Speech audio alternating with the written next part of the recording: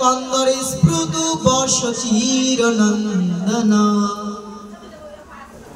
কি বলেন? অনর্পিত চরিম চিরা, অনর্পিত চরিম চিরা, যা কোনো কালে কাউকে অর্পণ করা হয়নি, যা কোনো কালে কোনো যুগে কাউকে অর্পণ করা হয়নি, সেই গোলকের প্রেমধন নিয়ে এসেছেন কে? আমার মহাপ্রভু। তিনি একদিন গোলক বৃন্দাবনে বসে ভাবছেন, চিরকাল নাহি করি প্রেম ভক্তি দান। লক্ষ্য করে শুনতে হবে কথা। চিরকাল নাহি করি প্রেম ভক্তি দান, ভক্তি বিনা জগতে নাহি অবস্থান। চিরকাল নাহি করি, কোনো কালে আমি কাউকে প্রেম দান করিনি। সত্য যুগে হিরণ্যকশিপু আমি বধ করেছি, কিন্তু প্রেম দান কিন্তু আমি কাউকে করিনি। ত্রেতায় রাবণ কুম্ভকর্ণকে আমি নিধন করেছি, সীতা উদ্ধার করেছি, কিন্তু তখনও প্রেম আমি কাউকে দান করিনি। দাপরে আমি কি করেছি? রাধারানীর সহিত লীলাবিলাস করে গেলাম, কিন্তু দাপরের শেষ সময় এখন ভগবান বসে বসে ভাবছে, কোনোদিনও তো প্রেম ভক্তি দান করা হলো না, এখনো যদি আমি প্রেম দান না করি তাহলে জীব উদ্ধার হবে কিসে? আরে বাবা, এই যে হরিনাম যে করছো, হরিনাম তো প্রতি যুগে যুগেই ছিল, প্রতি যুগে যুগে নাম ছিল, কিন্তু নামের সাথে প্রেম ছিল না। বলে হরি নামে হরি নামে, হরি নামে হরি নেমে আসে। হরি নামে যে হরি নেমে আসবে, কি করে নেমে আসবে? একবার নাম নিলে যত পাপ হরে, পাতকির সাধ্য নাই ভাবে তত পাপ করে। আবার কোটি কল্প কালী করে যদি নাম সংকীর্তন, তবু না পায় ব্রজের ব্রজেন্দ্র নন্দন। একবার কৃষ্ণ নামে যত পাপ হরে, পাপেরও সাধ্য নাই তত পাপ করে।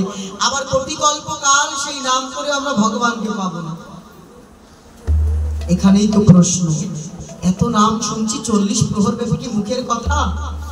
40টা প্রহর ব্যাপী নাম শ্রবণ করেও যদি কৃষ্ণ প্রেম ভক্তি লাভ না হয়, তাহলে আমরা কোথায় যাব? কি করে গোবিন্দকে পাবো? বলে একবার নাম নিলে যত পাপ করে, পাপেরও সাধ্য নাই তত পাপ করে। আবার কোটি কল্পকাল করে যদি নাম সংকীর্তন, তবুও না পায় কৃষ্ণ পদে প্রেম ধন, না পায় ব্রজের ব্রজেন্দ্র নন্দন। এখানেই তো প্রশ্ন, প্রেমটা পাবো কিভাবে? তাই মহাজন বলেছেন, ভজনের মধ্যে শ্রেষ্ঠ নববিধা ভক্তি, কৃষ্ণ নামে কৃষ্ণ দিতে ধরে মহাশক্তি, তার মধ্যে সর্বশ্রেষ্ঠ নাম সংকীর্তন, নিরাপরাধ নাম নিলে জীব পায় প্রেমধন। ভজনের মধ্যে শ্রেষ্ঠ নববিধা ভক্তি, আর কৃষ্ণ নামে কৃষ্ণ দিতে ধরে মহাশক্তি। একমাত্র কৃষ্ণকে পেতে হলে কৃষ্ণ নামেই সর্বশ্রেষ্ঠ, তার মধ্যে সর্বশ্রেষ্ঠ নাম সংকীর্তন। একমাত্র হরি নামেই হরিকে নামিয়ে আনা যায়। নিরপরাধ নাম নিলে জীব পায় প্রেমধন, যা কোনো কালে কোনো যুগে দেওয়া হয়নি, সেই অনার্পিত প্রেমধন। বলে নাম ছিল প্রতি যুগে, প্রেম ছিল না। সেই প্রেম দেওয়ার জন্যই আমার গৌরাঙ্গ মহাপ্রভু গোলকের হরি ভুলকে নেমে এসেছেন, এই প্রেম দেওয়ার জন্য। বলে জগৎ জীবকে যদি আমি এই প্রেম দান না করি, তাহলে জীব তো আর এবারও উদ্ধার পাবে না। মহারাজ পরীক্ষিত জিজ্ঞেস করছেন সুখদেব গোস্বামীকে, বলুন মৃত্যু জীব আসন্ন মৃত্যু কলিজীবের করণীয় কি? বললেন সাধু সঙ্গ করো আর হরিনাম করো। সাধুর সঙ্গ, সাধুর সঙ্গ সর্বশাস্ত্রে কয়, লবমাত্র সাধুর সঙ্গ কৃষ্ণ প্রাপ্তি হয়।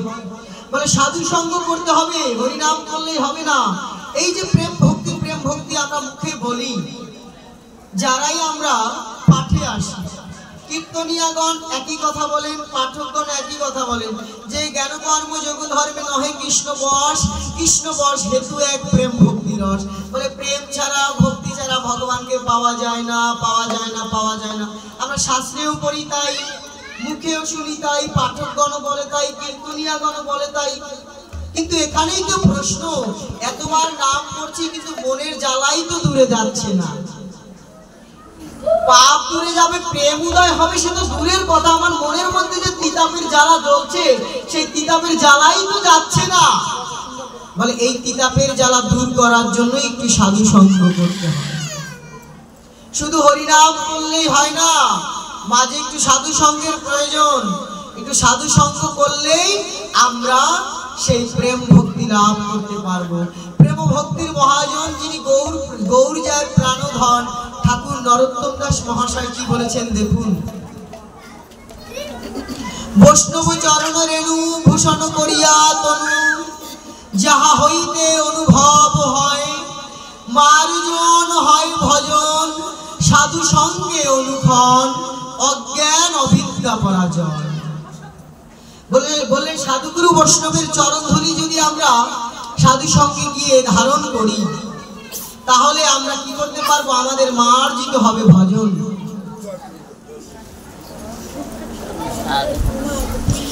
বলে মার্জন হবে ভজন, সাধু সঙ্গে অনুক্ষণ, অজ্ঞান অবিদ্যা পরাজয়।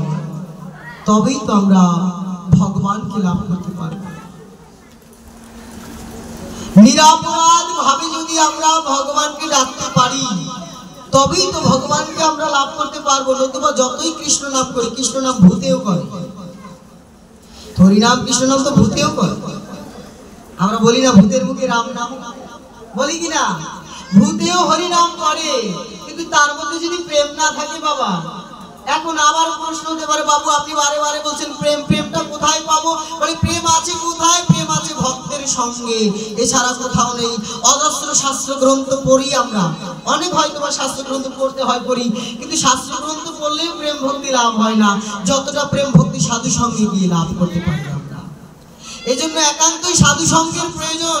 রামকৃষ্ণ পরমহংসদেব বললেন, আমাদের পানা পুকুরে যেমন ঢিল ছুঁড়লে কি হয়? পানাগুলো দূরে চলে যায়, যায় কিনা? পানা পুকুরে ঢিল ছুঁড়লে পানাগুলো দূরে চলে যায়, আর স্বচ্ছ জলটা আমরা পরিলক্ষিত করতে পারি, আমরা দর্শন করি। আর আমাদের রামকৃষ্ণ পরমহংসদেব মহাজন বলে দিলেন, তুমি তোমার হৃদয়টাও সেই পানাযুক্ত হয়ে আছে, তোমার হৃদয়টাও পানাযুক্ত হয়ে আছে। সেই হৃদয়ের মধ্যে তুমি সাধু সঙ্গরূপী যদি ঢিল ছুঁড়তে পারো, দেখবেন পানা পুকুরে ঢিল ছুঁড়লে পানাগুলো সরে গিয়ে স্বচ্ছ জলটা দেখা যায়। আবার একটু বাদেই পানাগুলো আবার কি হয়ে যায়? আবদ্ধ হয়ে যায় না? আবার আগের মতো হয়ে যায়। তাই রামকৃষ্ণ পরমহংসদেব বলছেন, যত পারো ঢিল ছুঁড়তে থাকো, যত পারো সাধু সঙ্গ করতে পারো। সাধু সঙ্গ করতে করতেই তুমি কি করবে? তোমার হৃদয় খানা স্বচ্ছ হয়ে যাবে। তাই বলছেন সাধু সঙ্গে অনুক্ষণ, অজ্ঞান অবিদ্যা পরাজয়। আর মহাজন কি বলছেন? সাধুর গুণ যায় না বলা, শুদ্ধ চিত্ত অন্তর খোলা। সাধুর গুণ যায় না বলা, শুদ্ধ চিত্ত অন্তর খোলা। সাধুর দর্শনে যায় মনের ময়লা,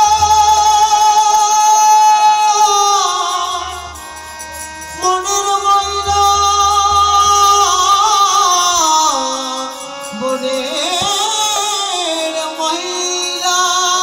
সাধুর দর্শনে যায় মনের ময়লা, পরশে হই প্রেম তরঙ্গ। সাধুর দর্শনে যায় মনের ময়লা, পরশে হই প্রেম তরঙ্গ।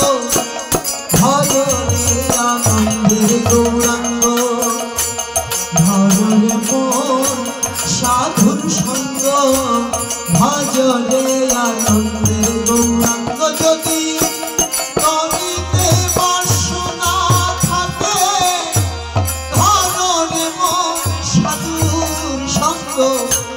করিতে বাসনা থাকে, ধরে মন সাধুর সঙ্গ। ভজরে আনন্দের গৌরাঙ্গ, ধরে মন সাধুর সঙ্গ। ভজরে আনন্দের গৌরাঙ্গ। সাধু জনার ভিল্লালে,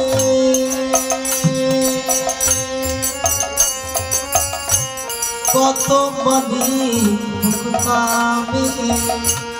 সাধু জনার প্রেমে হিল্লালে, কত মনি মুক্তা মিলে। আবার সাধু জানে দয়া করে,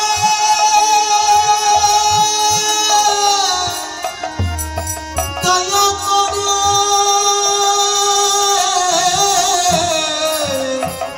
দয়া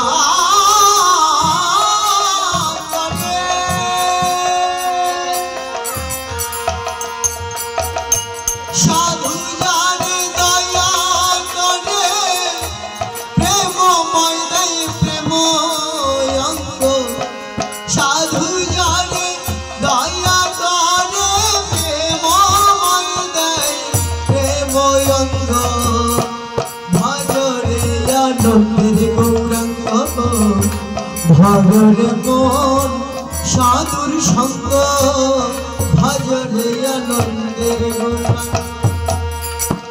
শুধু নাম করলে হবে না, সাধু সঙ্গ কি, বৃন্দাবন বিহার কি, যারা জয় দিচ্ছে না তারাও কি।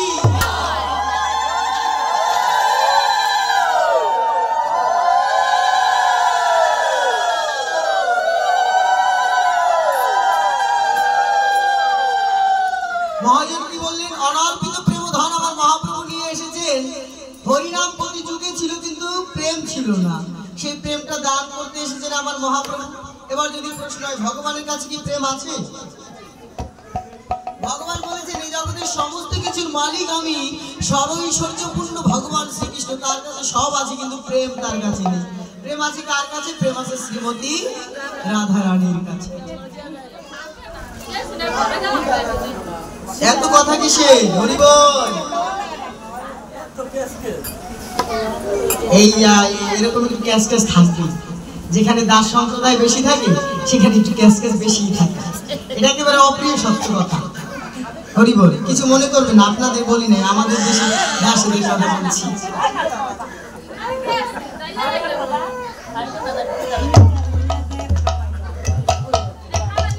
তাই কি বলেছে, অনর্পিত প্রেম ধন, যা কোনো কালে কোনো যুগে কাউকে দেওয়া হয়নি, সেই প্রেম ধন বিতরণ করতে এসেছেন আমার মহাপ্রভু। কিন্তু নামের সাথে প্রেম চাই, প্রেম কোথায় পাবো? প্রেম আছে সাধু সঙ্গে, সাধুগুরু বৈষ্ণবের সঙ্গে। সাধুগুরু বৈষ্ণবের সঙ্গে করে যদি আমরা প্রেম লাভ করতে পারি,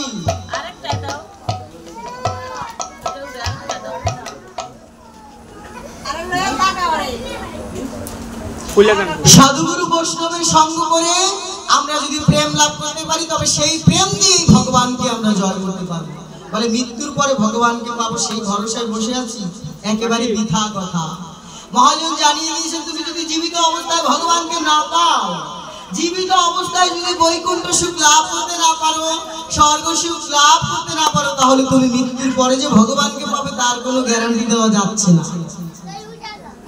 আর জীবিত অবস্থায় বর্তমানে ভজন করো, অনুমানের কি প্রয়োজন? আচ্ছা, ওইখানে যে খিচুড়ি রান্না আজকে হয়েছে, আপনারা ধরুন, খিচুড়িটা কি কেউ মনে মনে খেয়ে পেট ভরতে পারবেন? পারবেন নদীরা? পারবেন? হ্যাঁ, রান্না হয়েছে, আমি এখানে বসে খেলাম, খেয়ে পেট ভরলাম, হবে? ভোজনটা যেমন অনুমানে হয় না বাবা, ভজনটাও কিন্তু অনুমানে হবে না, বুঝতে হবে। ভোজনটা যেমন বর্তমান, ভজনটাও কিন্তু বর্তমান। মৃত্যুর পরে স্বর্গ পাবো বা নরক পাবো বা বৈকুণ্ঠ পাবো, সে তো পরের হিসাব, সে পাই বা না পাই তা তো বলা যাচ্ছে না। কিন্তু জীবিত অবস্থায় যদি তুমি বৈকুণ্ঠ সুখ লাভ করতে না পারো, তাহলে মৃত্যুর পরে তুমি বৈকুণ্ঠ পাবে না। তাহলে জীবিত অবস্থায় বৈকুণ্ঠ পেতে হলে আমাদের কি করতে হবে? সাধু সঙ্গ করতে হবে, আর প্রেম ধন সঞ্চারিত করতে হবে। একদিন এই সাধু সঙ্গের কেন প্রয়োজন? দেখুন, একদিন নারদ মুনি ভগবানের কাছে গিয়ে জিজ্ঞেস করলেন, ভগবান কি ব্যাপার? হরি বল, রাধা কৃষ্ণ প্রেমানন্দে।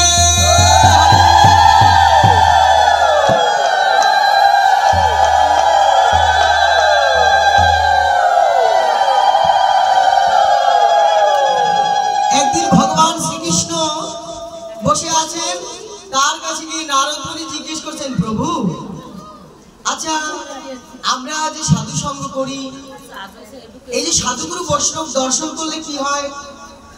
মহারাজ পরীক্ষিত যেহেতু বলেছেন, তুমি সাধু সঙ্গ না করতে গেলে তো আর তুমি ভাগবত কথা শুনতে পাবে না। বাবা, ভাগবত কথা কি সবাই শুনবে? অনেকে ঘরে বসে টিভি দেখে, টিভি দেখে না, অনেকে টিভি দেখছে, কেউ ঘুমাচ্ছে, বলছে থাক 5 দিন হবে, আজকে না গেলাম, শেষের 2 দিন যাব, শেষের 2 দিন অনেক ভক্ত হবে, অনেকে মনে মনে ভাবে। কিন্তু দেখুন, সংকল্প করেছেন 5 দিনের পাঠ, তার মানে সংকল্প একটা, যে কোনো নির্দিষ্ট একটা সংকল্প মানে একটা উদ্দেশ্য আছে। এই 5 দিনের পাঠ ধারাবাহিকভাবে শ্রবণ করলে আমাদের অন্তত একটা গতি আসবে। তাই অনেকেই আসবে না পাঠ শুনতে। তো আর এই পাঠ শুনতে না আসলে, সাধু সঙ্গ না করলে তো সাধু দর্শন হবে না। আর আমরা কৃষ্ণ নামও করতে পারবো না, আর কৃষ্ণ কথা শ্রবণও করতে পারবো না, তাহলে আমাদের কলিযুগে কি করব? মহারাজ পরীক্ষিতকে সুখদেব গোস্বামী বললেন, তুমি সাধু সঙ্গ করতে থাকো, আর এই 7 দিন সাধু সঙ্গে বসে কৃষ্ণ কথা শ্রবণ করো। রাধারানী বলেছিলেন, প্রভু তব কথামৃতম তপ্ত জীবনম, তোমার কথারূপী অমৃত আমার তপ্ত হৃদয়কে শীতল করে দেয়। তাই আজকে আমরা যে এই যে সাধু সঙ্গে না আসলে তো আর সেই কৃষ্ণ কথা শ্রবণ করতে পারবো না, আর কৃষ্ণ কথা শ্রবণ না করলে জীবনেরও কোনো সুফল আসবে না। তাই কি করেছেন, নারদ মুনি গিয়ে ভগবানকে জিজ্ঞেস করছেন, প্রভু আমাদের সাধু সঙ্গ কি একান্তই প্রয়োজন? আমরা কেন সাধু সঙ্গ করব? আর সাধুগুরু বৈষ্ণবদের দর্শন করলে কি হয়? রামকৃষ্ণ পরমহংসদেব বাবা একটি কথা বলেছেন বিবেকানন্দকে, বাবা পথের মাঝে কত নুড়ি পড়ে থাকে, বলছে নারায়ণ পথের মাঝে কত নুড়ি পড়ে থাকে বাবা, কোন নুড়ির মধ্যে যে নারায়ণ আছে আমরা কেউ তা বলতে পারি না, পারি কি? এই যে সাধুগুরু বৈষ্ণবের সঙ্গ করতে করতে কার চরণের স্পর্শ লেগে, কার চরণের স্পর্শ লেগে, ধুলি লেগে আমার তাপিত দগ্ধ হৃদয় শীতল হয়ে যাবে, আমরা কেউ বলতে পারি? কেউ জানি? কেউ জানি না। কার চরণের শরণে এসে আমাদের জীবন ধন্য হয়ে যাবে, আমরা সমস্ত পাপ থেকে মুক্তি লাভ করবো, প্রেম ভক্তি লাভ করতে পারবো, আমরা কেউ জানি না। এজন্যই তো সাধু সঙ্গে আসতে হবে। আর কখন সাধু সঙ্গে আসতে হবে? সময় থাকতে। সাধু সঙ্গে আসার একটা সময় আছে, নির্দিষ্ট সময়ে যদি সাধু সঙ্গে তুমি না আসো, সময় গেলে কিন্তু সাধন হবে না। সময় ফুরিয়ে কোনো সাধন ভজন হয় না বাবা। শিশুকালে ভজে কৃষ্ণ, কৃষ্ণ পাবার আসে, যৌবনে কালে ভজে কৃষ্ণ, কৃষ্ণ আসে বা নাই আসে, আর বৃদ্ধকালে ভজে কৃষ্ণ জমের ওতর আসে, নাকি? মহাজন বলে গিয়েছেন এই কথা। তাই কি করতে হবে? নারদ মুনি গিয়ে ভগবানকে বলছে, সাধু সঙ্গের আমাদের কেন প্রয়োজন? সাধু সঙ্গ কি হয়? সাধু সঙ্গ করলে কি হয়? একটু কৃপা করে বলো প্রভু। তখন নারদ মুনিকে ভগবান বলছে, শোনো, সাধু সঙ্গ করলে কি হয়, তুমি কালকে সকালে প্রাতকালে হরিনাম করতে করতে যাবে, আর এই হরিনাম করতে করতে যেতে যেতে যার সাথে তোমার প্রথম দেখা হবে তার কাছে গিয়ে তুমি জিজ্ঞেস করবে এই সাধু সঙ্গ করলে কি হয়। সকালবেলা যখন নারদ মুনি বিনার সুরে হরিবল হরিবল কীর্তন করতে, নারায়ণ নারায়ণ কীর্তন করতে করতে যাচ্ছেন পথের মধ্যে দিয়ে, এমন সময় দেখা হলো একটা ইঁদুর ছানার সাথে।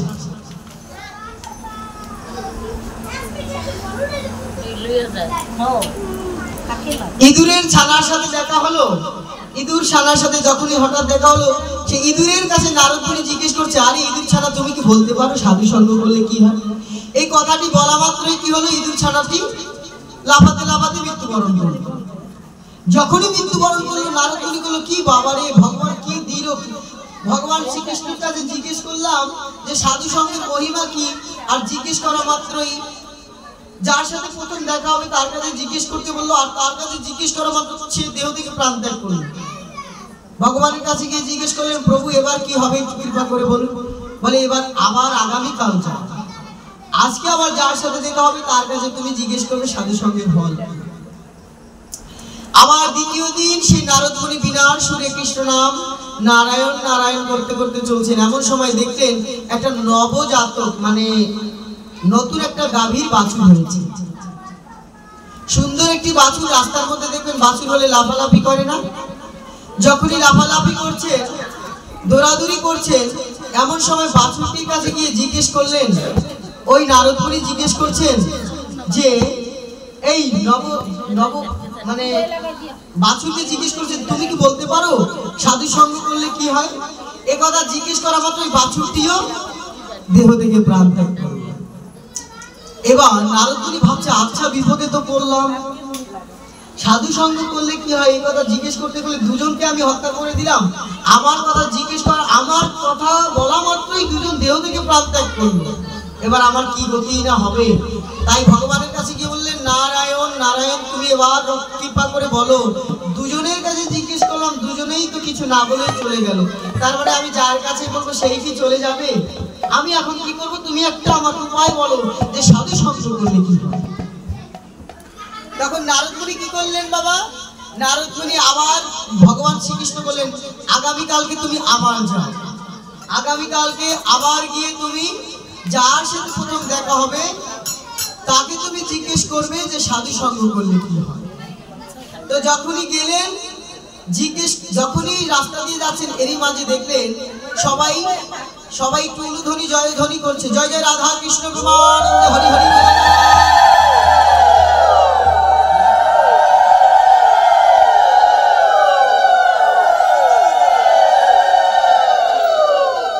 যখনই উলুধ্বনি জয়ধ্বনি করছেন এরই মাঝে জিজ্ঞেস করলেন, লোকজনকে জিজ্ঞেস করছেন ব্যাপার কি, এই বাড়িতে আবার উলুধ্বনি কিসে? বলে এই বাড়িতে জমিদার বাবুর বহু বছর পর একটা পুত্র সন্তান হয়েছে।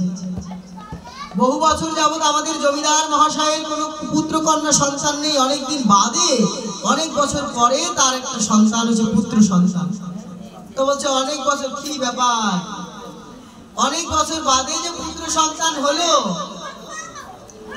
অনেক বছর বাদে যে পুত্র সন্তান হলো, এর কাছে কি একটু জিজ্ঞেস করে দেখি তো। ভগবান তো বলেছে আজকে নাকি আমি এর সমাধান পাব। যখনই ওই জমিদারের পুত্রের কাছে গিয়ে জিজ্ঞেস করলেন, আচ্ছা নবজাতকের কাছে গিয়ে জিজ্ঞেস করছেন নারদ মুনি, আচ্ছা তুমি কি বলতে পারো সাধু সঙ্গের ফল কি?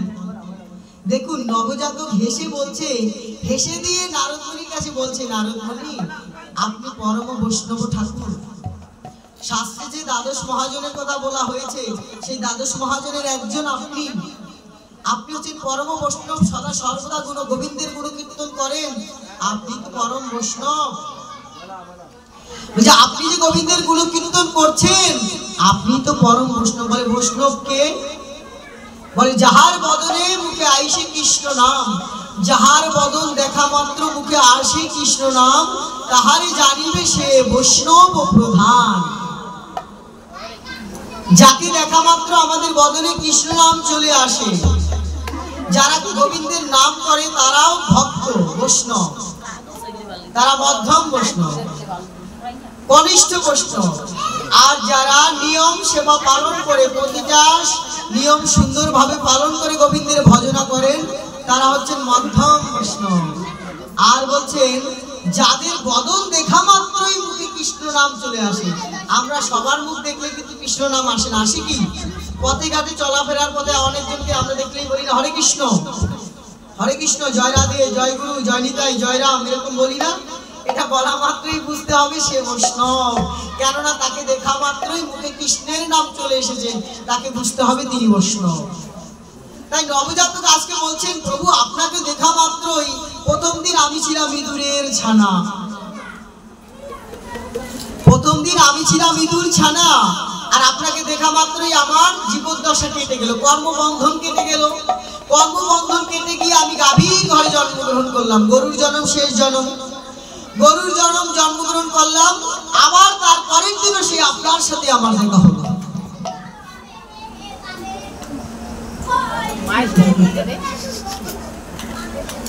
নরবরে হরি বল।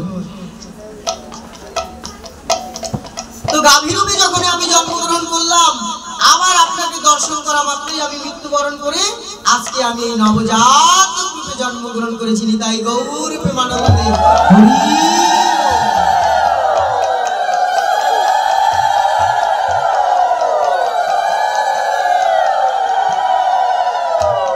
তাই বললেন যে এই যে সাধুর সঙ্গের যে কি গুণ, আপনি তো জানতে চেয়েছেন যে সাধুর দর্শনে কি হয়, সাধু সঙ্গের গুণ কি?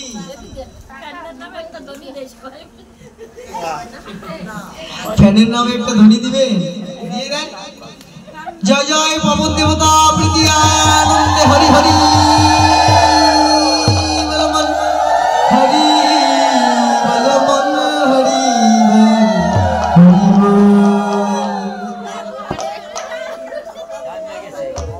হরি বল। বৃন্দাবন বিহারী লাল কি, রাধা রানী কি।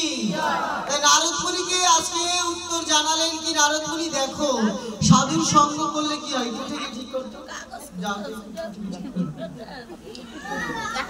সাধু সঙ্গ করলে কি হয়, সাধুর দর্শন করলে সেই পরম পরম মঙ্গল, সাধুগুরু বৈষ্ণবের দর্শন করলে আমাদের কি হয়, মুহূর্তের মধ্যে মন মানসিকতা পরিবর্তন হয়ে যায়, আমাদের জন্মটাই পরিবর্তন হয়ে যায়। তাই এই যে আমরা এত হরি নাম করি, কৃষ্ণ নাম করি, কিন্তু আমরা যদি সাধুর সঙ্গ না করি বাবা, আমরা যদি সাধু সঙ্গ না করি তাহলে কিন্তু আমাদের প্রেম ভক্তি লাভ হবে না। প্রেম ভক্তি কোথায় আছে? মহাপ্রভু বলেছেন, আমি প্রেম রাধারানীর প্রেম ভান্ডার থেকে চুরি করে এনে সবাইকে বিতরণ করে দিয়েছি।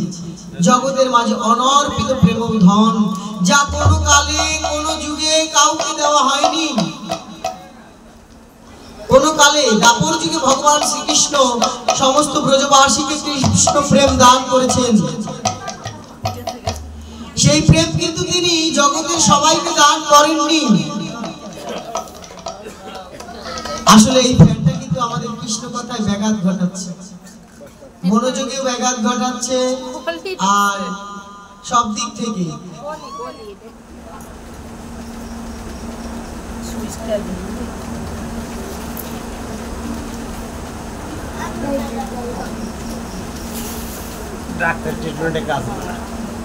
তো ভগবান শ্রীকৃষ্ণ দাপর যুগের বৃন্দাবনবাসীদের প্রেম দান করেছেন, কিন্তু তিনি সবাইকে কিন্তু প্রেম দান করেননি। এই যে পহেলা বৈশাখে আপনি আপনার ঘরের ছেলে মেয়েকে জামা কাপড় কিনে দিয়েছেন, কিন্তু আপনার ছেলে মেয়ে কি পাড়ার লোকের কাছে গিয়ে বলবে আমার বাবা মা আমাকে এটা দান করেছে? এটা কি বলবে কখনো? বলবে কি? আচ্ছা, একটু হুহা বলা যায় না? মহারাজ পরীক্ষিত, এই যে কালকে আমরা আলোচনা করব ভাগবত কোথা থেকে আসলো। হ্যাঁ, এই যে হ্যাঁ, এখান থেকেই কিন্তু ভাগবত। এই প্রসঙ্গে আগামীকালকে আলোচনা হবে। আজকে শুধু সাধু সঙ্গ দিয়ে যাই, যে সাধু সঙ্গে আমাদের আসা কেন প্রয়োজন, আর কখন আসতে হবে সময় থাকতে। 9:30 বাজিয়ে যে আসবেন বাবা, এটা কিন্তু কোনো নিয়ম হয় না। আরতি, সন্ধ্যা আরতি সন্ধ্যাবেলায় দিতে হয়। সন্ধ্যা আরতি যদি 9:30 9টায় দেন আপনার নিয়ম মতো, সেটা কিন্তু হয় না বাবা, নিজের মন গড়া হয়ে যায়। সন্ধ্যা আরতি সন্ধ্যাবেলায় দিতে হয়, আর পাঠ কীর্তনটা একটু সন্ধ্যা। এই 5টা দিন অন্তত আপনারা যদি সবাই 7টার মধ্যে চলে আসেন কষ্ট করে, আমরা একটু তাড়াতাড়ি শেষ শুরু করতে পারলে 10টার মধ্যে আমরা বিশ্রামে চলে যেতে পারবো। 9:30 10টা বাজিয়ে যদি আমরা শুরুই করি, তাহলে বিশ্রামে যাবো কখন? বিশ্রামে যাবো কখন? তাই আমাদের কি করতে হবে? তাই আগামী কাল থেকে একটু তাড়াতাড়ি করে আসতে হবে, তাহলে মায়েরা বেশি আর ঝিমাতে পারবে না, ঘুম ঘুম ভাবটা আসবে না। ঘুম আসাটাও স্বাভাবিক, সারাদিন গৃহের কর্ম করলে সবারই তো সংসারে ধর্ম আছে, ধর্মকর্ম সবারই করতে হয়। তাই সকাল সকাল একটু আমরা আসার চেষ্টা করব। তাহলে আমরা যদি সকাল সকাল আসার চেষ্টা করি, তাহলে কিন্তু আমরা সকাল সকাল বিশ্রামের দিকে যেতে পারবো। তাই ভগবান, এই যে দেখুন, যে পয়লা বৈশাখে যদি জামা কাপড় কিনে দেওয়া হয় ছেলে মেয়েকে, তারা কখনো বলবে না আমার বাবা আমাকে এটা দান করেছে, বলবে কি বাবা আমাকে উপহার দিয়েছে। বাবার দায়িত্ব দিতেই হবে, দিবে নেই কিন্তু থাকতে লাগবে না। বাবার দায়িত্ব কর্তব্য দেওয়া, পুত্র ব্রজগোপিকাদের প্রতি দায়িত্ব ভগবান শ্রীকৃষ্ণের ছিল কি, তাদের প্রেম দান করতেই হবে। তাই ব্রজগোপিকারা ছিল ভগবান শ্রীকৃষ্ণের ঘরের মানুষ, সবাইকে প্রেম দিয়েছেন। কিন্তু মহাপ্রভু বললেন এবার আমি সবাইকে প্রেম দেব। ভগবান শ্রীকৃষ্ণ সকারপূর্ণ দোষে দোষী হয়েছেন, কৃপণতা করেছেন, সবাইকে প্রেম দান তিনি করেননি। কিন্তু আমার গৌরাঙ্গ মহাপ্রভু এবার সবাইকে বলছে, আয় আয় তোদের সবাইকে আমি প্রেম দিব। সবাইকে প্রেম দিয়ে তিনি উদ্ধার করবেন উন্নত উজ্জ্বল রস। উন্নত এবং উজ্জ্বল সেটা কি, সেটা আমরা ধারাবাহিকতায় ধীরে ধীরে আলোচনা করব। আচ্ছা, পাঠ হবে কটা পর্যন্ত?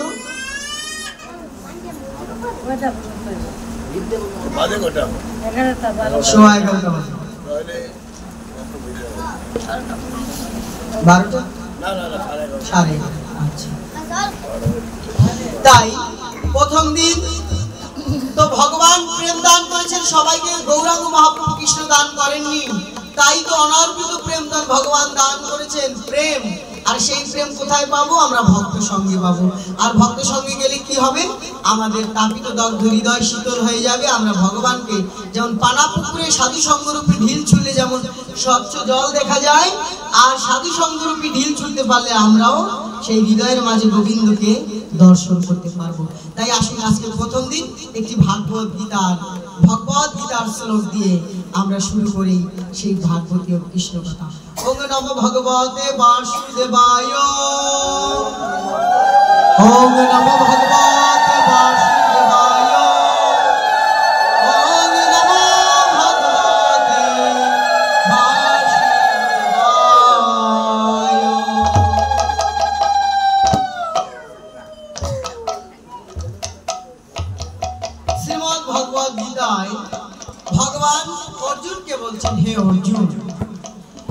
কয়টি অধ্যায়? 18টি অধ্যায়। গীতার যুদ্ধ, কুরুক্ষেত্রে যুদ্ধ হয়েছে কতদিন বাবা? 18 দিন যুদ্ধ হয়েছে।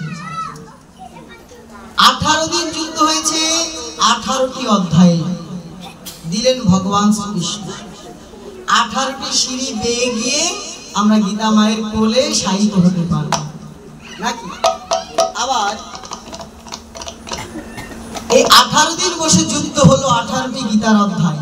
এখানেই তো তথ্য ভগবান দিয়েছে। 18 কেন হলো? কম বেশি তো হতে পারত। 18 শব্দে অনেক তাৎপর্য আছে। প্রথমেই দিয়েছেন কি অধ্যায়? অর্জুন ও বিষাদ। বিষাদ শব্দের অর্থ কি? দুঃখ, কষ্ট। এই জগতে যিনি দুঃখ কষ্ট না পেয়েছেন তিনি কি ভগবানকে ডাকবেন? বিষাদ না পেলে প্রসাদ লাভ করা যায় না। যারা দুঃখ পেয়েছেন তারাই তো অনাদির আদি গোবিন্দের কাছে ছুটে আসেন। যারা দুঃখ পাননি, কষ্ট পাননি, তারা তো ভগবানের কাছে ছুটে আসবে না? আসবে। প্রথম অধ্যায় অর্জুন বিষাদ।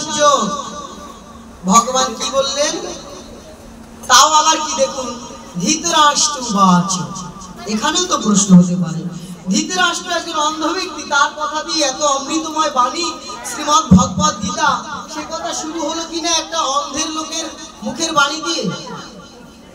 আমরা জানি শ্রীমদ্ ভগবত গীতা ভগবানের মুখ নিঃসৃত বাণী, কিন্তু সেটা শুরু হলো একজন অন্ধের কথা দিয়ে। এটা কি মেনে নেওয়া যায়? এটা ভাবা যায়? তাই বললেন কি? অন্ধ। ধৃতরাষ্ট্র যেমন অন্ধ ছিল, আমরাও কিন্তু অন্ধ। আমরা অন্ধ কিভাবে? যাদের চোখ থাকিতে, যারা দেখছে চোখের সামনে দিয়ে সবাই একের পর এক চলে যাচ্ছে, সময়ও ধীরে ধীরে চলে যাচ্ছে, কিন্তু তবু আমরা ভজন পথে আসছি না, তাদেরকে মহাজন বললেন তারাই এ জগতে অন্ধ। যারা সময় থাকতেও ভজন পথে আসে না, তারাই অন্ধ।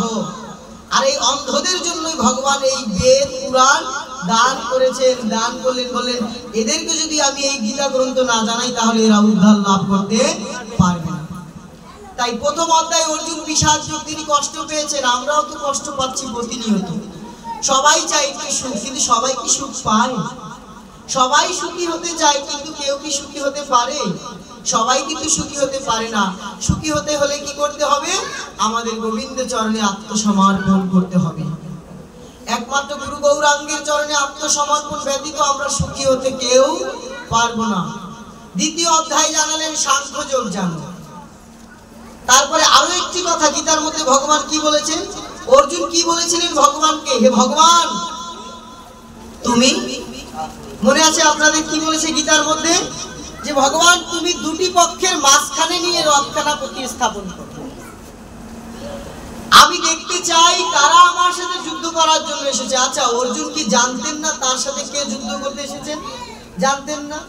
যেখানে দুর্যোধন বলেছিলেন বিনা যুদ্ধে নাহি দিব সুচাগ্র মেদিনী, নাকি বিনা যুদ্ধে নাহি দিব সুচাগ্র মেদিনী, এই কথা কি অর্জুন জানতেন না? জানার পরেও তিনি কেন বললেন ভগবানকে যে ভগবান পার্থ তুমি আমাকে দুটি পক্ষের মাঝখানে নিয়ে দাঁড় করো, আমি দেখতে চাই কারা আমার সাথে যুদ্ধ করার জন্য এসেছে। আমি দেখতে চাই। এখানেই তো দার্শনিক তত্ত্ব লুকিয়ে আছে বাবা। দুটি পক্ষের মাঝখানে না আসলে যে বিচার করা যায় না। আপনি যদি আপনার স্থানে থাকেন, আমি যদি আমার স্থানে থাকি, তাহলে আপনারটা আপনার কাছে বড় মনে হবে, আমারটা আমার কাছে বড় মনে হবে। কিন্তু মাঝখানে এসে যদি তটস্থ হইয়া বিচার করিতে পারো, তবে তুমি সেই তারতম্যটা লাভ করতে পারো। এখানে প্রশ্ন কি? আপনি একমত, আমি একমতের মানুষ, আপনি একমতের মানুষ। আপনি একমতে, গীতার শুরুতেই কিন্তু এই কথা ভগবান বুঝিয়ে দিয়েছেন। আপনি আমি যদি না বুঝি, সে আপনার আমার ব্যর্থতা। অর্জুন বলছেন তুমি আমাকে দুটি পক্ষের মাঝখানে নাও। এখানে কুরুক্ষেত্র, এখানে পাণ্ডবগণ, এখানে কৌরবগণ, মাঝখানে তুমি আমাকে নাও। মাঝখানে না গেলে তো বিচার আসে না। তদ্রূপ তোমাকে আমাকেও যে মাঝখানে যেতে হবে। কে রাম ঠাকুর পন্থী, কে অনুকূল পন্থী, কে রামকৃষ্ণ পন্থী, কে কালাচাঁদ পন্থী, কে চিন্তামণি পন্থী, কে ইস্কন পন্থী, কে গৌরীয় মঠ পন্থী, এই নিয়ে দ্বন্দ্ব করে নয়। পক্ষের মাঝখানে আসো, দুটি পক্ষের মাঝখানে আসো। তুমি যদি তোমার স্থানে থাকো তাহলে তোমার রাম ঠাকুরকে তোমার বড় মনে হবে, তুমি যদি তোমার স্থানে থাকো তোমার ইস্কনকে তোমার বড় মনে হবে, তুমি যদি চিন্তামণিতে থাকো তোমার চিন্তামণিকে তোমার বড় মনে হবে। কিন্তু দুটি পক্ষের মাঝখানে এসে বিচার করো, তবেই তো তুমি তারতম্য বুঝতে পারবে। যে কথা অর্জুনকে দিয়ে শুরু করেছেন, ভগবান অর্জুনকে বলছেন, অর্জুন বলছে তুমি আমাকে দুটি পক্ষের মাঝখানে না। অর্জুন কিন্তু জানতেন তার সাথে কারা যুদ্ধ করতে এসেছেন, জানতেন না? জানার পরেও তিনি কেন বললেন? আমাদের জানালেন যে তোমরা যে দ্বন্দ্ব করছো, যে একবার কৃষ্ণ নামে যত পাপ হরে পাতকের সাধ্য নাই তত পাপ করে, আবার কোটি কল্প কালে করে যদি নাম সংকীর্তন, তবুও না পাই বজির বোঝান্ত নন্দ। কিভাবে পাবে? ওই যে নিরপরাধ নাম নিলে জীব পায় প্রেম ধন। ভাগবত কথা এত এত শুনতে হয় না, দুই একটি কথা কানের মধ্যে যদি প্রবেশ করিয়ে মরমের মধ্যে যদি গেঁথে রাখা যায় বাবা, তাহলেই হবে ভজন। নিরপরাধ, কারো চরণে অপরাধ করা যাবে না। এই আমি অমুক মত পথের আমারটাই বলো, আর সবারটা ভুল মিথ্যা না। প্রত্যেকটা মহাপুরুষ, এই যে রাম ঠাকুর যিনি মহাপুরুষ, যার আশ্রমে বসে আমরা গোবিন্দের কথা শ্রবণ করছি, তিনি এমন একটি পথ সাধন করে গিয়েছেন যে পথ দিয়ে হেঁটে যাচ্ছেন তারা ভগবানকে পাবে। আবার যারা ইস্কনপন্থী, যারা ইস্কন ভক্ত, তারাও রাধা গোবিন্দের ভজন করছে, শেষের দিনে হরি হরি বল বলছে না। যারা কালী পূজা করছে তারাও হরি বল বলছে। যারা গৌরী মঠ, যারা অনুকূল ঠাকুর, সবাই কিন্তু রাধা কৃষ্ণ প্রেমানন্দে হরি হরি বল, হর পার্বতী প্রেমানন্দে হরি হরি বল, লোকনাথ বাবা প্রেমানন্দে হরি হরি বল। হরি ছাড়া আছে কি কেউ?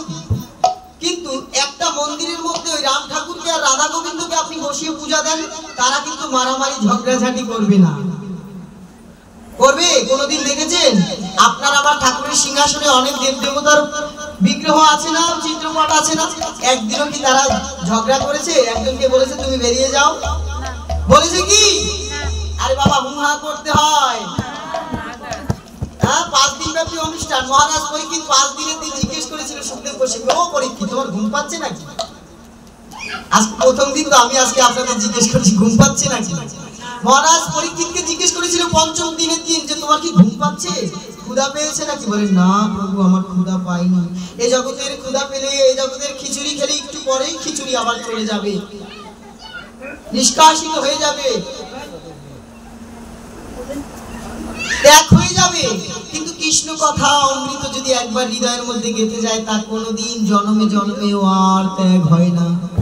যে কথা শুনলে পরমাত্মার খোরাক। আমাদের দেহের মধ্যে 5টি আত্মা আছে, আত্মা, জীবাত্মা, পরমাত্মা, আত্মারাম, ভূতাত্মা, আত্মারাম, আত্মারামেশ্বর। এই যে 5টি আত্মার 5 রকমের খাবার বাবা। পরমাত্মার খাবারটা কি? এই কৃষ্ণ কথাই হচ্ছে পরমাত্মার খাবার। এই কৃষ্ণ কথা হরিনাম শ্রবণ করে আমরা উদ্ধার পাবো কখন? মানে নিরপরাধ নাম নিলে জীব পায় প্রেম ধন। এবার নিরপরাধটা হবো কিভাবে? আমি এই মত পথে আছি, আরেক মত পথকে আমি দেখতেই পাচ্ছি না, সহ্য করতেই পারছি না। তুমি কোটি কল্পকাল নাম করে গোবিন্দের ভজন করতে পারবে না, গোবিন্দকে লাভই করতে পারবে না, প্রেমই লাভ করতে পারবে না। গোবিন্দকে লাভ করা কি এত সোজা বিষয়? বিশ্ববরণ্য দার্শনিক ভগবত গঙ্গোত্রী ডক্টর মহানামব্রত ব্রহ্মচারীজি উদাহরণ দিয়েছেন। তুমি চন্দ্রনাথ পাহাড়ে গিয়েছো, চন্দ্রনাথ পাহাড়ে গিয়ে তুমি এক জায়গা থেকে ছবি তুলেছো। কেউ বিরূপাক্ষ মন্দিরের সামনে বসে সেলফি তোলে এখনকার দিনে মোবাইল দিয়ে, কেউ আবার চন্দ্রনাথ মন্দিরে গিয়ে ছবি তোলে, কেউ আবার বটবৃক্ষের কাছে গিয়ে ছবি তোলে, কেউ জগন্নাথ মন্দিরে গিয়ে ছবি তোলে, কেউ রাম ঠাকুর মন্দিরে গিয়ে ছবি তোলে। তো ফেসবুকে আবার পোস্ট করেছে কি, ক্যাপশন দিয়েছে চন্দ্রনাথ মন্দির। কিন্তু একজন এক এক জায়গায় দাঁড়িয়ে আছে। কেউ রাম ঠাকুর মন্দিরের সামনে দাঁড়িয়ে আছে, কেউ শিব মন্দিরের সামনে দাঁড়িয়ে আছে, কেউ জগন্নাথের সামনে দাঁড়িয়ে আছে, কেউ আবার সেই বাবা চন্দ্রনাথের সামনে দাঁড়িয়ে আছে। সবাই ছবি তুলেছে, কিন্তু লিখেছে কি চন্দ্রনাথ পাহাড় বা মন্দির, কিন্তু আলাদা করে লিখতে পারতো না। বললেন কি, আমরা যে পথে থাকি, যে পথে থাকি, মূলত বিষয় হচ্ছে আমরা সনাতনী। আমরা সনাতনী, এটাই হচ্ছে আমাদের বড় পরিচয়। কে কোন মতে থাকলো, কে কোন পথে থাকলো, এত কথা দিয়ে তো দরকার নেই। দরকার হতে পারে তোমার যেটা ভালো লাগে তুমি ভালো করে বুঝাতে পারো, কিন্তু নিন্দা করে নয়। কাউকে নিন্দা করে যাবে না। কারো চরণে যদি অপরাধ হয়ে যায় বাবা, তাহলে কিন্তু তুমি গোবিন্দের নাম সারা জীবন করলেও তুমি গোবিন্দের কৃপা লাভ করতে পারবে না।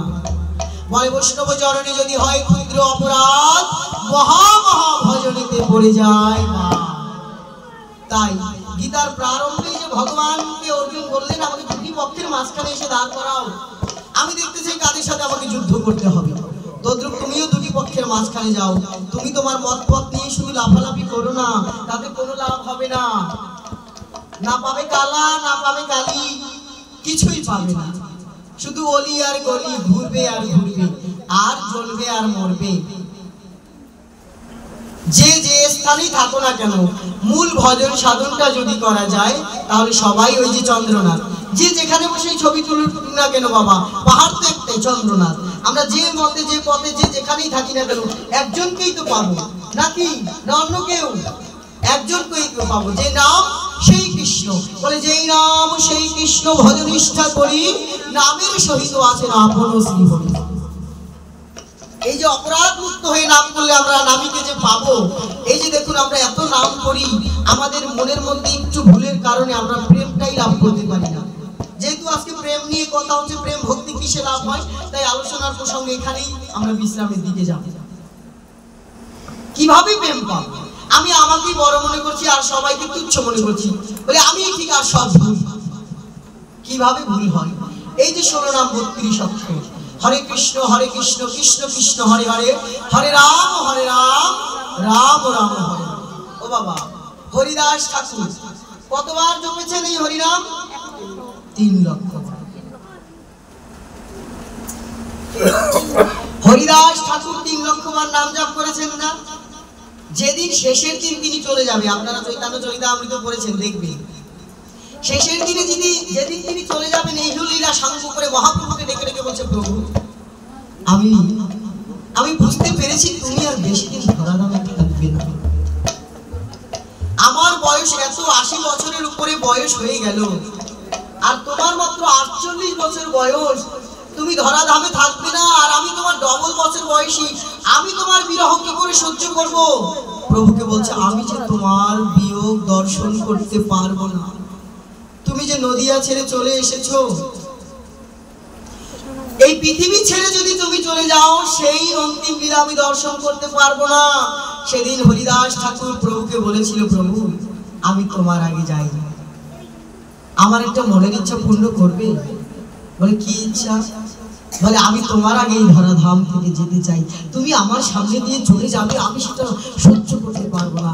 তখন মহাপ্রভু বললেন, তুমি 3 লক্ষ বার নাম জপ না করে কোনো কিছু মুখে দাওনি, আমি তোমার কথা রাখবো না, কার কথা রাখবো? কে শোনাবে আমাকে মধুর বলি তুমি যদি চলে যাও? তখন হরিদাস বলেছিল, তুমি কি, আমি তোমার কাছে একটা জিনিস চাই, প্রভু দিবে আমাকে? বলে কি? আমি তোমার আগে যেতে চাই। বলে ঠিক আছে, যেতে পারবে। আর কি চাও? বলে আর কি চাই জানো প্রভু? আমি যেন তোমার নাম করে করে আমি অন্তিম যাত্রা করতে পারি। শেষের দিনে আমি যেন তোমার নাম করে করে আমার দেহ থেকে প্রাণ পাখি চলে যেতে পারে। সারা জীবন নাম জপ করলেন, 16 নাম 32 অক্ষর বাবা। আমরা তো দ্বন্দ্ব করি না, হাতের 5টা আঙ্গুল যদি এক মুষ্টি না করা যায়, শক্তি আসবে? কোন অপশক্তির বিরুদ্ধে আপনি লড়তে পারবেন? শাক্ত শৈর গানপত্য শৈব বৈষ্ণব, শাক্ত শৈর শৈব গানপত্য বৈষ্ণব, এই সনাতন ধর্মে 5টি পথ এবং 5টি মত আছে। এই 5টিকে যদি একত্র করে আমরা পথ চলতে পারি, তাহলেই কিন্তু মুষ্টিবদ্ধ শক্তি আসবে। আপনি একা শক্তি দিয়ে অপশক্তিকে দমন করতে পারবেন না, না পারবেন ভজন করতে, না পারবেন ধর্মকে ধরে রাখতে। তা হরিদাস কি বলছেন? প্রভু শেষের দিনে আমি তোমার তোমার বদনে আমার নয়নখানা রেখে আমি শ্রীকৃষ্ণ চৈতন্য নাম নিতে নিতে আমি দেহ ত্যাগ করতে চাই। ভগবান শ্রীকৃষ্ণ চৈতন্য মহাপ্রভু বলেছিলেন, তোমার মনোবাসনা পূর্ণ হবে। অন্তিম সময়ে হরিদাস কি করলেন? শ্রীকৃষ্ণ চৈতন্য শ্রীকৃষ্ণ চৈতন্য শ্রীকৃষ্ণ চৈতন্য প্রেমানন্দে হরি হরি।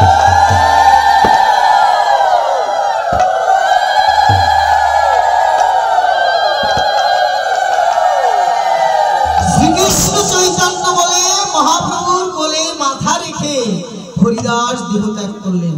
যদি প্রশ্ন করা হয়, এখানে যদি প্রশ্ন করা হয়, সারা জীবন গাইলেন 16 নাম 32 অক্ষর নাকি? আমরাও তো বলি, শাস্ত্রেও পাই যে যে নাম করে সে নাম নিতে নিতেই দেহ ত্যাগ করে। হরিদাস সারা জীবন গাইলেন 16 নাম 32 অক্ষর, কিন্তু মৃত্যু সময়ে বললেন কি শ্রীকৃষ্ণ চৈতন্য মহাপ্রভু। শেষের দিনে বাবা কে যে কোন নাম নিয়ে উদ্ধার হয়ে যাবে আমরা কেউ কিন্তু বলতে পারি না। রাধে কৃষ্ণ গোবিন্দ মধুসূদন রাম নারায়ণ হরে বললে উদ্ধার হবে না, হরে কৃষ্ণ কৃষ্ণ কৃষ্ণ হরে হরে, হরে রাম রাম রাম হরে হরে, এটা বললে হবে নাকি? রাধে কৃষ্ণ কৃষ্ণ কৃষ্ণ রাধে রাধে, রাধে শ্যাম শ্যাম শ্যাম রাধে রাধে, এটা বললে হবে নাকি? নিতাই গরু রাধে শ্যাম ভজ নিতাই গরু রাধে শ্যাম জপ হরে কৃষ্ণ হরে রাম, এটা বললে হবে নাকি? প্রাণ গৌরাঙ্গ নিত্যানন্দ বললে হবে নাকি? বলো ভজ নিতাই গরু রাধে শ্যাম বললে হবে নাকি? প্রাণ গৌরাঙ্গ নিত্যানন্দ বললে উদ্ধার হবে নাকি? জয় সচিনন্দন জয় গৌর হরি বিষ্ণু প্রিয়ার প্রাণনাথ নদিয়া বিহারী, এটা বললে হবে? কত নাম কত সম্প্রদায় গাইছে না? কে কোন নামে উদ্ধার হয়ে যাবে আমরা কেউ বলতে পারি কি? কালীর ভক্ত সেও বলছে হরি হরি বল, হর পার্বতী প্রেমানন্দে হরি হরি বল, রাধা কৃষ্ণের ভক্ত বলছে রাধা কৃষ্ণ প্রেমানন্দে হরি হরি বল, রাম ঠাকুরের ভক্ত বলছে রাম ঠাকুর প্রেমানন্দে হরি হরি বল। তাই সবাই মিলে একবার হরি হরি হরি, একবার হরি বল হরি বল, একবার হরি বল হরি বল, আর কিছু নাই বলার বলো হরি বল হরি বল, সবাই তো বহু দূরে, আর কিছু নাই বলার বলো হরি বল হরি বল। মহানন্দে বাহু তুলে হরি বল হরি বল, ভগবান সব বলো হরি বল হরি বল, আর কিছু নাই বলার বলো হরি বল হরি বল। একবার বদর ভরি বল ভাই, হরি বল ভাই, তোমার হরি বিনা গতি নাহি, বদর হরি বল ভাই, আমার হরি বল হরি বল হরি বল বল ভাই, একবার গৌরাঙ্গ বল ভাই, একবার গৌরাঙ্গ বল ভাই। আচ্ছা এই যে এখানে পাঠে আসা অবধি দেখছি একজন একটু দুবাহু তুলতে চাইছে, হাতে কি সমস্যা? বেশি সমস্যা? হ্যাঁ আচ্ছা, আপনাদের ঘরে ঠাকুরের সিংহাসন আছে তো? সবার ঘরে আছে? রাধা গোবিন্দ আছে, পাশে নিতাই গৌর আছে। নিতাই গৌর কি করেন? আপনার মতো আমার মতো কি এমন বাবু সেজে বসে আছে? হ্যাঁ আছে কি না? প্রশ্নের উত্তর না নিয়ে কিন্তু যাবো না এই 5 দিনে, আগেই বললাম। হ্যাঁ উত্তর দিতে হবে। নিতাই গৌর কি করেছে? এরকম করে আছে না এরকম করে আছে? দুবাহু তুলে কেন থাকবে? নিতাই গৌর 500 বছর পূর্বে ছিল, তখন যারা ছিল তাদের না হয় শিখাতে এসেছেন দুবাহু তুলে হরিনাম করো, তারা তো নাই চলে গিয়েছেন না? 500 বছর পূর্বে নিতাই গৌর চলে গিয়েছেন, এখন কার জন্য হাত তুলে আছে যদি প্রশ্ন করি? বলে আমার বাপ দাদা চতুর্দশী যারা ছিল 500 বছর পূর্বে তাদের জন্য না হয় আমার গৌরাঙ্গ মহাপ্রভু নিত্যানন্দ প্রভু দুবাহু তুলে হাত তুলেছেন, কিন্তু তারা তো এখন নাই, এখন কাদের জন্য হাত তুলে দাঁড়িয়ে আছে? আচ্ছা চিত্রপট যারা তৈরি করে, যারা আঁকে, হ্যাঁ, আর যারা মানে যারা বিগ্রহ তৈরি করে তাদেরকে গিয়ে বলবেন এইভাবে তৈরি করতে, তারা যেন এইভাবে তৈরি না করে। কেন? এখন তো নিতাই গৌর নেই। আদৌ কি নিতাই গৌর নেই? নিতাই গৌর আছে বাবা। কোথায় আছে? আমার প্রাণের মানুষ আছে প্রাণে, তাই হেরি তাই সকল খানে, আমার প্রাণের মানুষ আছে প্রাণে, তাই হেরি তাই সকল খানে, আছে সেই নয়ন তারাই কোথায়, আছে সেই নয়ন তারাই আলোক ধারাই, তাই না হারাই আমি, তাই হেরি তাই যেথায় সেথায় তাকাই আমি, মানে প্রাণের মানুষ আছে প্রাণে, তাই হেরি তাই সকল খানে। প্রাণের মানুষ আছে প্রাণে, নিতাই গৌর আমাদের প্রাণে এসে কি বলছে? বলে মানুষগুলো দীক্ষা দেয় কানে, আর জগৎগুরু দীক্ষা দেয় প্রাণে, প্রাণের মধ্যে এসে যদি উদ্বেলিত না করে।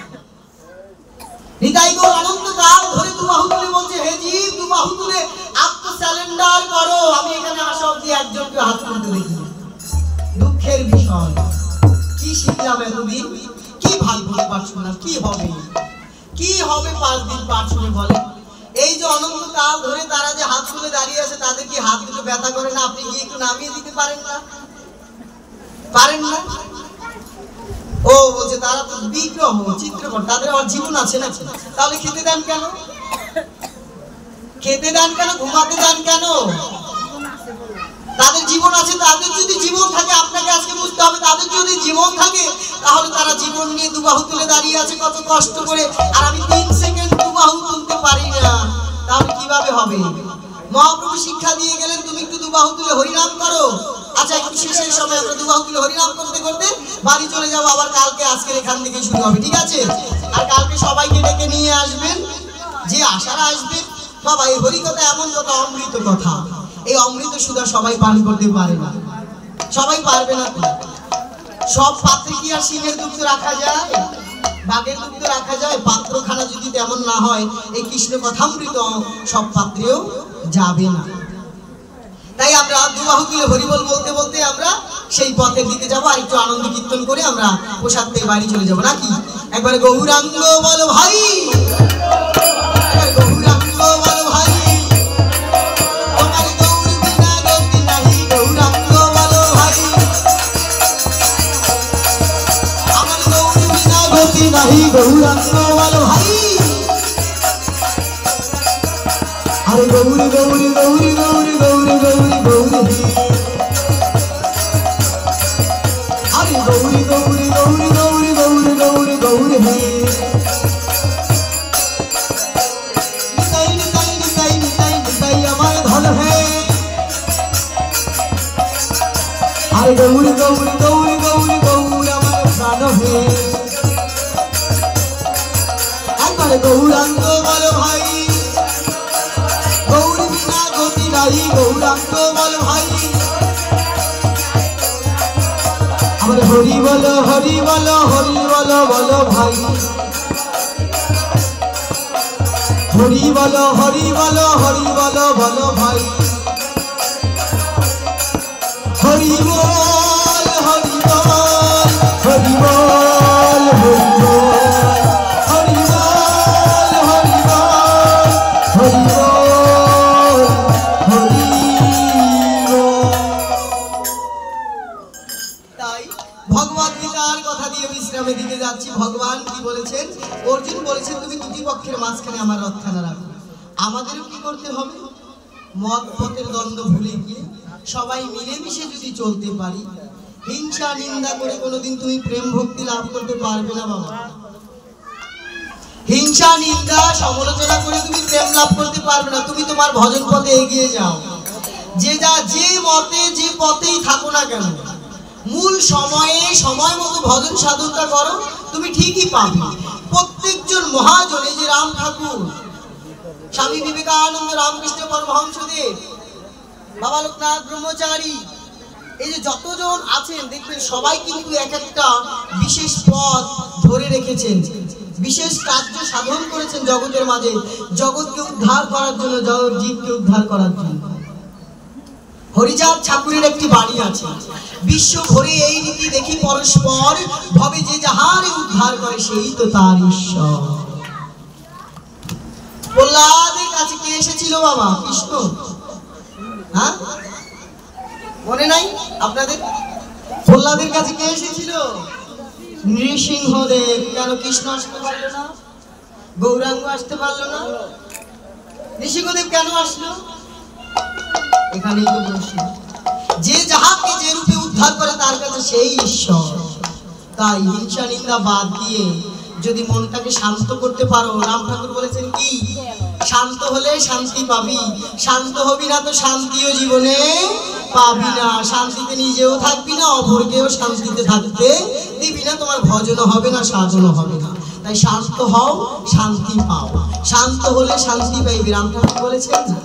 কত সুন্দর মহাজনী বাণী। আমরা একটা বাণীও যদি বাবা জীবনে কাজে লাগাতে পারতাম, এই মানব জীবনটা অন্তত সার্থক হতো। কি করি? শুধু দ্বন্দ্ব করি। কালা বড় না কালী বড়, রাম ঠাকুর বড় না চিন্তামণি বড়, না গৌরীয় মঠ বড় না ইস্কন বড়, না অনুকূল বড় না হরিচাঁদ বড়। এই নিয়েই দ্বন্দ্ব চলছে আমাদের মাঝে। তাহলে নিরাপরাধ ভাবে নামটা নিব কিভাবে? এত নাম নাম শ্রবণ করি, প্রেমই আসছে না বাবা। 2 টাকা ট্যাবলেট খেলে জ্বর ভালো হয়ে যায়, অথচ 16 মালা জপ করলেও জ্বর সারে না। দেখবেন লক্ষ্য করে, আমি মিথ্যে বললাম কি? 2 টাকা দিয়ে নাপা ট্যাবলেট খাবেন, আপনার জ্বর ভালো হয়, অথচ 16 মালা 64 মালা জপ করলেন আপনার জ্বর ভালো হয় না। কিভাবে হবে? ওই যে অপরাধ। হেন কৃষ্ণ নাম যদি লয় বহুবার, তথাপিও নহে প্রেম নহে অশ্রুধার, তবে জানি তাহাতে অপরাধ প্রচুর, কৃষ্ণ নাম বীজ তাহে না হয় অঙ্কুর। চৈতন্য চরিতামৃত বলছে। এজন্য শাস্ত্র পড়তে হবে, সাধুগুরু বৈষ্ণবের সঙ্গ করতে হবে। গণ্ডিবদ্ধ চিন্তা নিয়ে ধর্ম পালন হয় না বাবা, বিশাল ভাবে চিন্তা করো। যারা প্লেনে উঠেছেন বাবা, হেলিকপ্টার উঠেছেন, তারা বলতে পারবেন। যারা আকাশের উপরে উঠে যায় না, তখন নিচের দিকে তাকালে কি মনে হয়? নিচে যখন থাকি 10 তলা 5 তলা 2 তলা বিল্ডিং গুলো দেখা যায়, আমরা বুঝতে পারি যে কোনটা 5 তলা বিল্ডিং, কোনটা 2 তলা বিল্ডিং, বুঝতে পারি না। কিন্তু একেবারে উপরে উঠে গেলে কি দেখা যায়? সব সমান, সব সমান দেখা যায় না? যখন আপনি উপরে উঠবেন তখন কি 10 তলা বিল্ডিং আর 5 তলা বিল্ডিং কি গুনতে পারবেন? সব উপর থেকে দেখা যাবে সবই সমান। তদ্রূপ ভাবের জগতে বললেন তুমি নাম করো, নাম করতে করতে যখন ভাবের জগতে প্রবেশ করবে, এই মূল মন্ত্রগুলো যদি না শিখে যাই, অনন্তকাল নাম শ্রবণ করলেও, পাঠ শ্রবণ করলেও আমরা মানুষই হতে পারবো না। আর তো ভক্ত, ভক্ত হয় তো বড় কথা না তো। বৈষ্ণব সে তো আমার রাধারানী, বৈষ্ণব কি একমাত্র রাধারানী পরম বৈষ্ণব। সাধু যদি হতে পারতাম তাহলে জীবনটা সার্থক হতো। ভক্তই হতে পারলাম না, মানুষই কি হতে পারলাম না। ছোটবেলা মা বাবা কি বলেছে মাস্টার মশাইকে? ও মাস্টার মশাই, এই গরুটা আর ছাগলটা দিয়ে গেলাম, একটু মানুষ করে দিবে, বলেছে না? প্রত্যেকের বাবা মা কিন্তু মাস্টার মশাইয়ের কাছে গিয়ে বলেছে, মাস্টার মশাই আমার গরুটাকে ছাগলটাকে একটু মানুষ করে দিবেন। যদি প্রশ্ন করি, ও মা আমি এতদিন তোমার গর্ভ থেকে জন্ম নিলাম, আর তুমি মাস্টার মশাইয়ের কাছে গিয়ে বলছো এই ছাগলটাকে মানুষ করে দেওয়ার জন্য? বলছে হ্যাঁ, কেন? বলে মানুষ হয়ে জন্ম নিলেও সে মানুষ হয় না, মানুষের ঘরে জন্ম নিলেই সে মানুষ হয় না। একটা পশু জন্ম থেকে মৃত্যু পর্যন্ত সে পশু, গরুকে গরুই বলে, ছাগলকে ছাগলেই জন্ম থেকে মৃত্যু পর্যন্ত গরু ছাগলকে পশুকে পশুকেই বলা হয়, কিন্তু মানুষকে কিন্তু মানুষ বলে না। কেন বলে না বাবা? বলে মনুষ্যত্ব যদি তুমি অর্জন না করতে পারো, তোমাকে কেউ মানুষ বলবে না। তাহলে আর বাবা মা বলতো না এটাকে একটু মানুষ করে দিবে? কেন? আমি কি মানুষ হয়ে জন্মগ্রহণ করিনি? মানুষ হয়েছে ঠিকই, মানুষের ঘরে হয়েছে ঠিকই, কিন্তু মনুষ্যত্বটা আমার মধ্যে নেই। যেদিন মনুষ্যত্ব আসবে, সেদিন হিংসা নিন্দা বিভেদ ভুলে যেদিন আমরা একসাথে কৃষ্ণ নাম গাইতে পারবো, সেদিনই হরিনামে হরি নেমে আসবে, আর প্রেম বন্যায় ভাসি দিবে জয় জয় নিতাই গৌর।